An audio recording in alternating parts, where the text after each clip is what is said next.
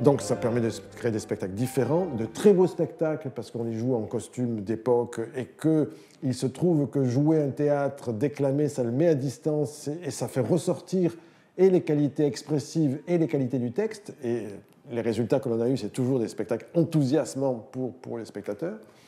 Et d'autre part, l'intérêt aussi, il y a même presque un intérêt pédagogique, puisqu'on s'aperçoit qu'on comprend comment ces textes ont été écrits. Je veux dire, quand on entend Molière, Racine, Corneille prononcer de cette manière-là et jouer de cette manière-là, on se dit, mais on sait que ces textes-là ont été écrits pour être joués comme ça, et non pas pour être joués avec la prononciation actuelle.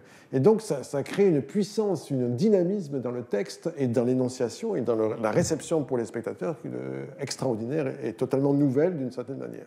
Ce théâtre historiquement informé, c'est comme la musique dite baroque qui est historiquement informée. Il y a des traités. Il y a des traités du XVIIe siècle qui nous apprennent comment on prononçait. Il y a des dictionnaires anglais qui nous permettent du XVIIe siècle qui nous permettent de savoir comment, pour des Anglais, on apprend. Comment dirais-je?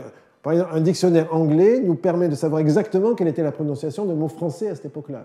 Mais surtout, il y a des traités. Il y a notamment un traité qui s'appelle de l'art de bien chanter et qui est constamment d'un certain Bacilly, B-A-C-I-2-L-Y, qui date des années 1660, donc en plein l'époque de Molière, et dans laquelle il explique que le chant, c'est comme la déclamation, et c'est un double traité de déclamation et de chant. Et c'est une base absolument formidable. Bon, à côté de ça, il y a des grammaires, il y a des dictionnaires de rimes.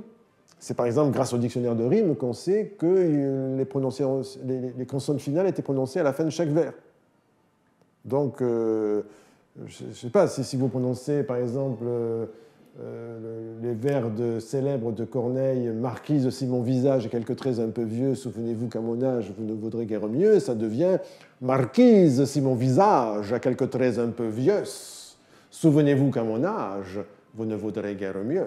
Vous voyez, prononciation de la consonne finale. Et ça, on le sait parce qu'il y a quelquefois par exemple, si Britannicus rime avec vertu, c'est pas parce qu'on prononçait Britannicus, c'est parce que précisément on prononçait consonne. Et ça, les dictionnaires de rimes nous l'apprennent. Donc il y a tout un ensemble de traités, de dictionnaires, de grammaires, etc., qui nous ont permis de reconstituer à peu près